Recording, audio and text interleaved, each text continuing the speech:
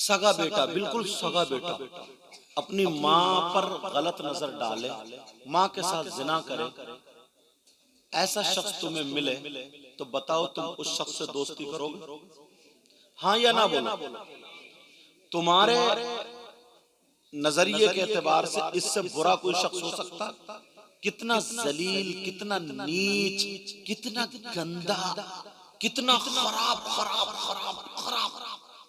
जिस माँ ने 9 महीने पेट में रखा, जिस माँ ने दूध पिलाया और उसी माँ के साथ गलत हरकत करे, यार इससे बुरा इंसान हमारी नजर में नहीं हो सकता। बोलो कोई हो सकता है? अगर तुम्हें ऐसा कोई मिल जाए तो उससे दोस्ती करोगे?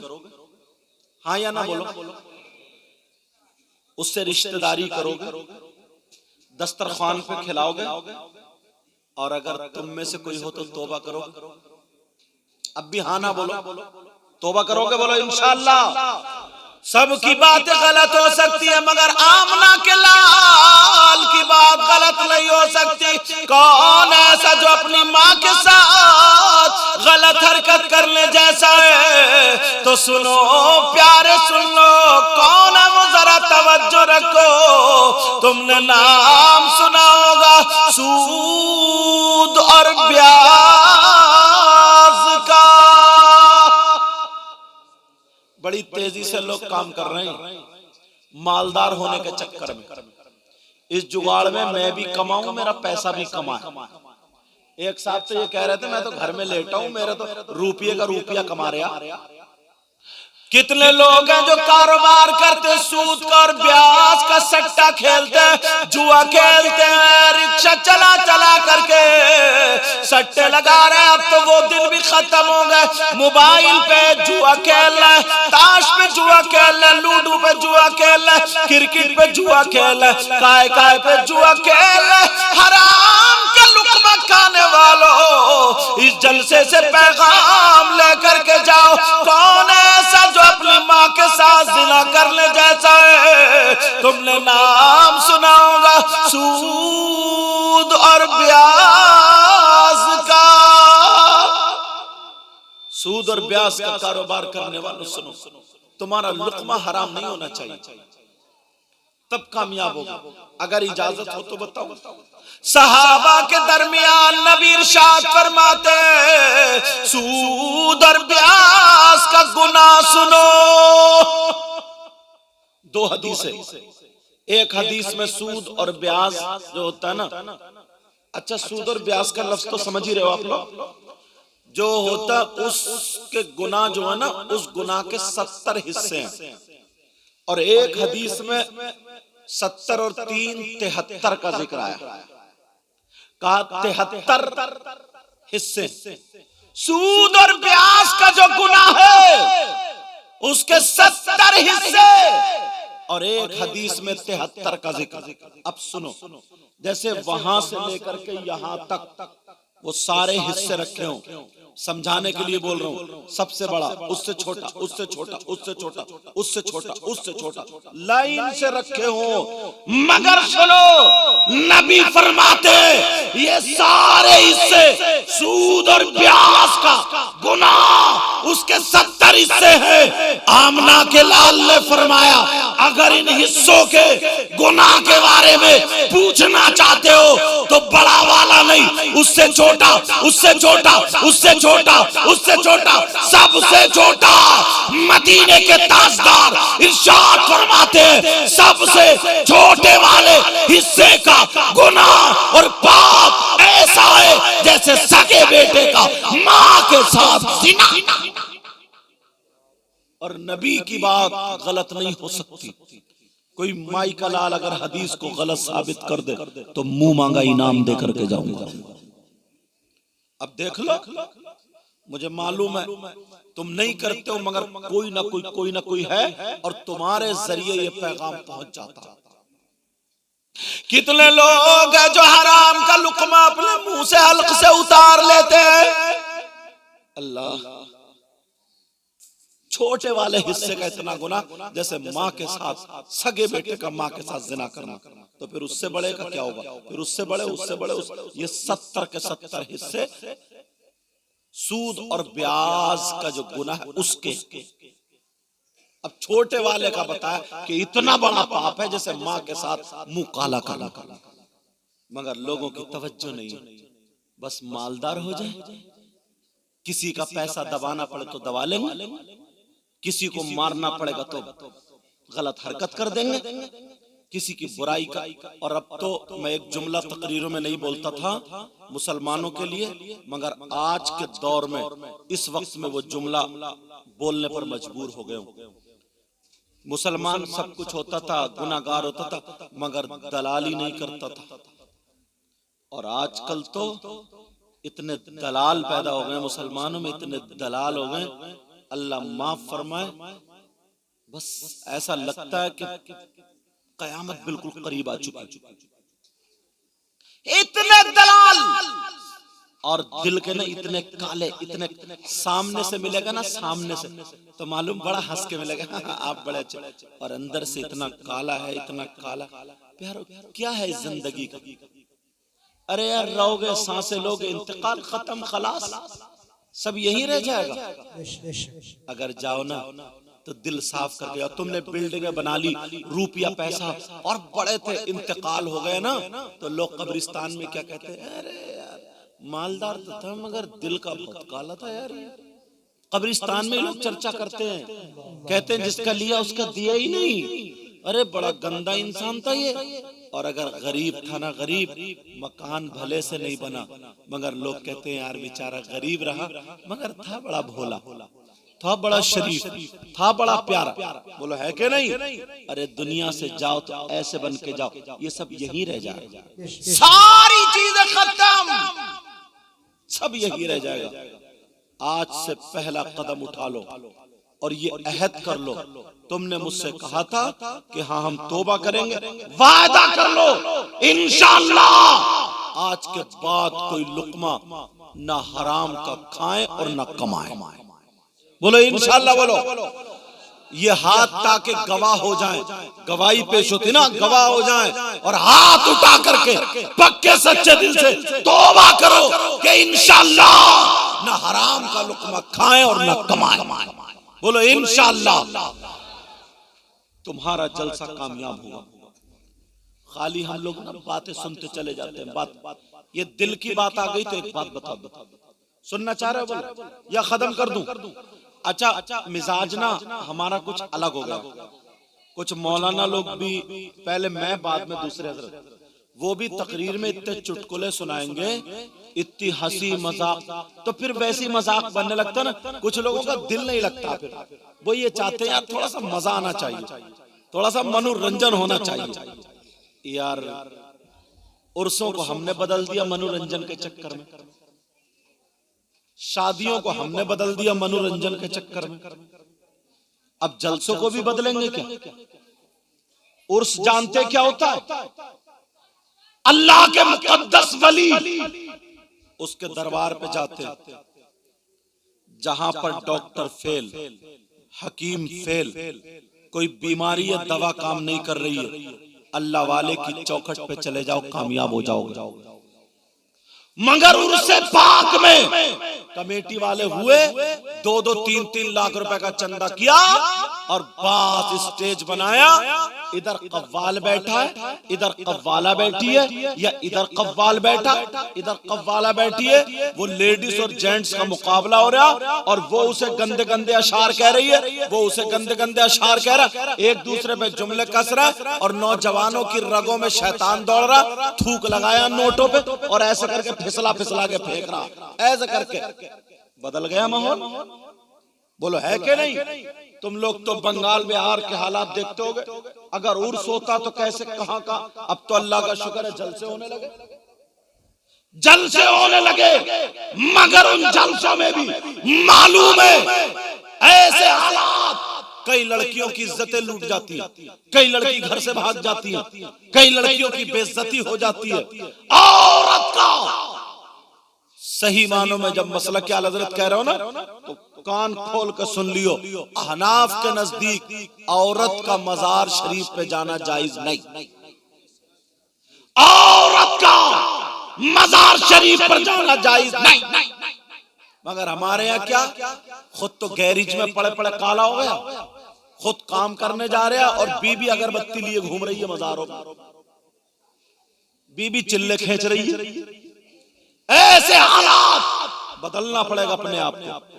सही तरीका पहचानो, अपने आप को पहचानो ताकि पता चल जाए हमें। अब बात ये चल रही थी इंशाअल्लाह कोई भी लुक्मा हराम का नहीं खाएंगे। दिल इतना साफ सुथरा करो।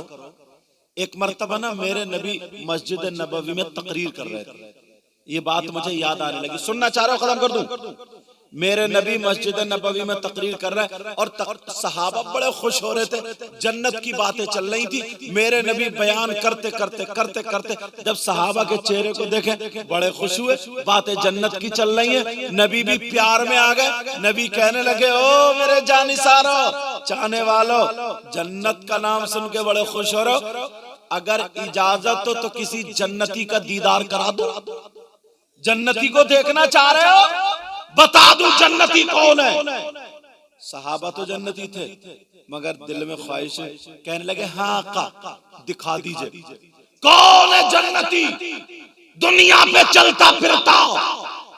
अब लोग अपने अपने मन से सोच रहे थे, यार ये जंगे बहुत करते हैं, ये नबी के साथ बहुत रहते हैं, इन्हीं का नंबर आएगा।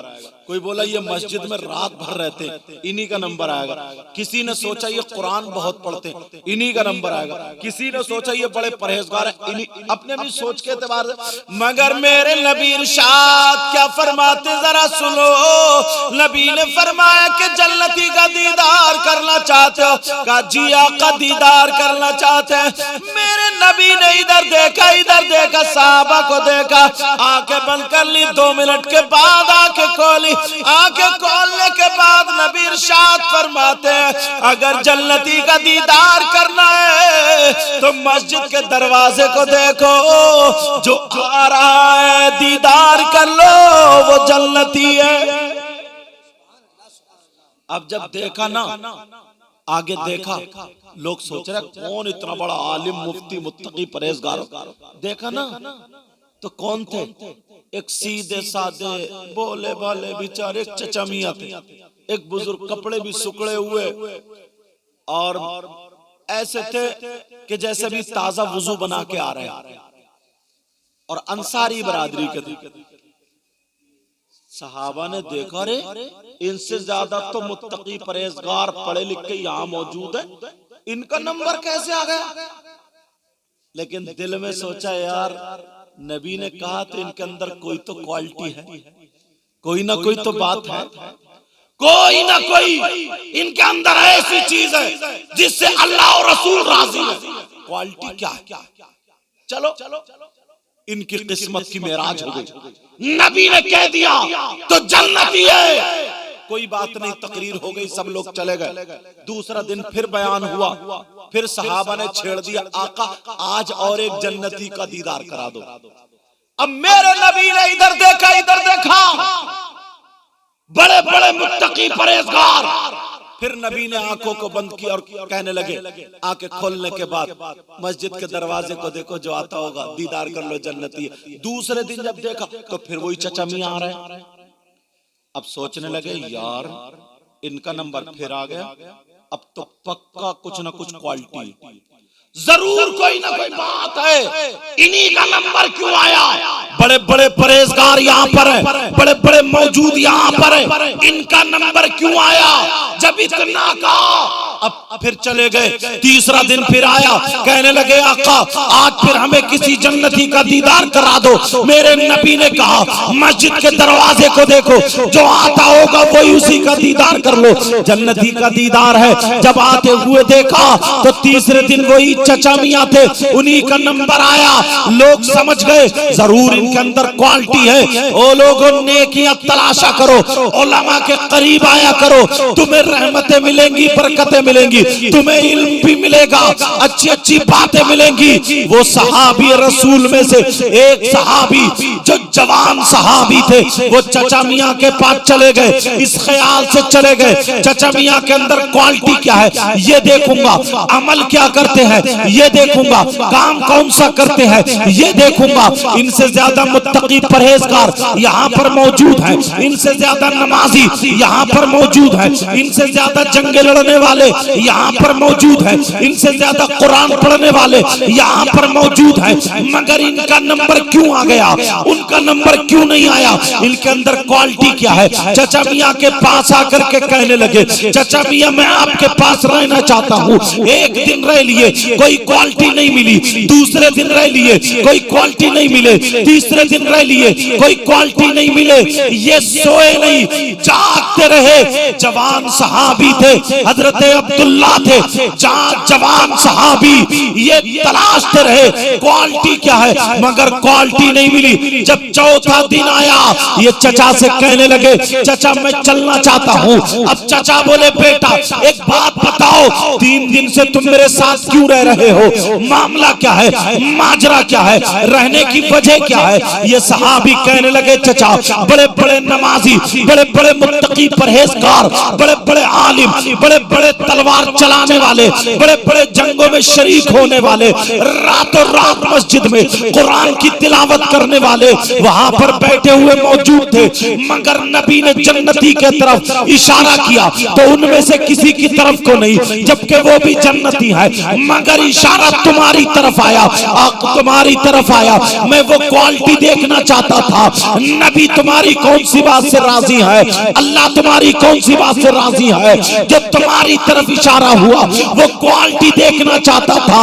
अल्लाह अल्लाह जब इतना कहा तो वो जवान सहाबी ने जब पूछा, अब वो बूढ़े बुजुर्ग कहते हैं, बेटा एक बात बताओ, मेरे अंदर कोई क्वालिटी तुम्हें मिली, मेरे अंदर कोई क्वालिटी मिली? कहने लगे, चचा बुरा मत मानना, तुमसे ज्यादा मस्जिद में हम रहते हैं, तुमसे ज्यादा कुरान की तिलावत हम करते हैं, तुम्हारे अंदर क्वालिटी नहीं मिली। तो वो कहने लगे, बेटा जब तुम 3 दिन से मेरे मेहमान रहे तो अब मुझ पे भी बनता है मैं वो क्वालिटी बता दूं, मेरे अंदर क्वालिटी क्या है जो नबी ने मेरी तरफ इशारा किया। ये सहाबी मचल गए, कहने लगे, हाँ चचा मुझे बता दो क्वालिटी क्या है। कहा, जब इतना का क्वालिटी क्या है? ऐ लोगों तुम सुनना चाहते हो, वो उन सहाबी के अंदर जो बड़े बड़े सहाबी वहीं रह गए, लेकिन इन बुजुर्ग का नाम आ जाता है। अगर इजाजत हो तो बता दूं क्वालिटी क्या है। सुनना चाह रहे हो, बोलो क्वालिटी, मगर शर्त ये है अपने अंदर तुम्हें वो क्वालिटी पैदा करनी पड़ेगी। अगर अपने अंदर पैदा करोगे तो मैं इन्हें ये वाकया जो सुनाया है ये क्वालिटी तुम्हें बता दूंगा। बोलो इजाजत है, तुम अपने अंदर क्वालिटी पैदा करोगे। अब वो सहाबी ने कहा, हाँ हाँ बताओ चचा आपके अंदर क्वालिटी क्या है। अब वो जवान सहाबी ने जब पूछा तो वो बुजुर्ग कहने लगे, बेटा मुझसे ज्यादा नमाज, मुझसे ज्यादा तरावी, मुझसे ज्यादा मस्जिद में रहने वाले तरावी नहीं, मुझसे ज्यादा मस्जिद में रहने वाले तुम हो, मुझसे ज्यादा कुरान पढ़ने वाले तुम हो। मैं बूढ़ा हूँ, तुम जवान हो, इसलिए मेहनत ज्यादा करते हो। मैं बुजुर्ग हूँ, तलवार नहीं चला सकता, तुम तलवार चलाते हो। मगर बताओ 5 वक्त की नमाज फर्ज है, क्या मेरी नमाज कभी छूटी? चचा बोले, मेरी नमाज छूटी। वो जवान सहाबी कहने लगे, चचा नमाज नहीं छूटी, लेकिन और भी तो सहाबी थे, उनकी भी तो नहीं छूटी है, तो ये तो कोई क्वालिटी नहीं हुई। कहा, ये बताओ मेरा कोई रोजा छूटा? कहा, किसी सहाबी का नहीं छूटा, ये क्वालिटी नहीं हो सकती है। कहा, फिर सुनो, मेरी नमाज नहीं छूटी, मेरे रोजे नहीं छूटे, जितना हो सकता है मैं बूढ़ा हूँ उतनी इबादत कर लेता हूँ, मगर मेरे अंदर ये क्वालिटी नहीं है। मेरे अंदर जो क्वालिटी है वो सुनो। अब वो पुराने बुजुर्ग कहने लगे, बेटा क्वालिटी ये है कि जब से मैंने होश संभाला है अपने दिल के अंदर किसी की तरफ से मैल नहीं रखा, दिल के अंदर मैंने गुरूर और तकब्बुर नहीं रखा, दिल के अंदर कभी किसी से नफरत नहीं रखी। ये मैल और नफरत की गंदगी, ये जलन, हसद, कीना, बगावत अपने सीने के अंदर नहीं रखा। अगर आ भी गया तो फौरन खत्म कर दिया। बेटा मेरे अंदर क्वालिटी है कि मैंने कभी किसी से जलन, हसद, कीना, बगावत नहीं नहीं की, मेरा सीना उसमें कीना नहीं, बल्कि मोहब्बत रसूल का मदीना है। अब मुझे कह लेने दिया जाए, नमाजी भी थे मुझे कह लेने दिया जाए, कारी भी थे मुझे कह लेने दिया जाए, जिहाद करने वाले, जंग करने वाले, ये सारे लोग मौजूद थे, मगर नंबर आया तो उसका आया जिसके दिल में कीना नहीं, जिसके दिल में हसद नहीं, जिसके दिल में जलन नहीं, जिसके दिल में किसी तरीके का मैल नहीं। अगर हमारे दिल में हसद है, नमाजें पढ़ेंगे, अगर हमारे दिल में हसद है, कुरान की तिलावत करेंगे, अगर हमारे दिल में हसद है, नेकियां करेंगे, तो ये हसद सारी नेकियों को खा जाएगा। अगर कामयाब होना है तो अपने दिल को, अपने सीने को मोहब्बत रसूल का मदीना बनाना होगा।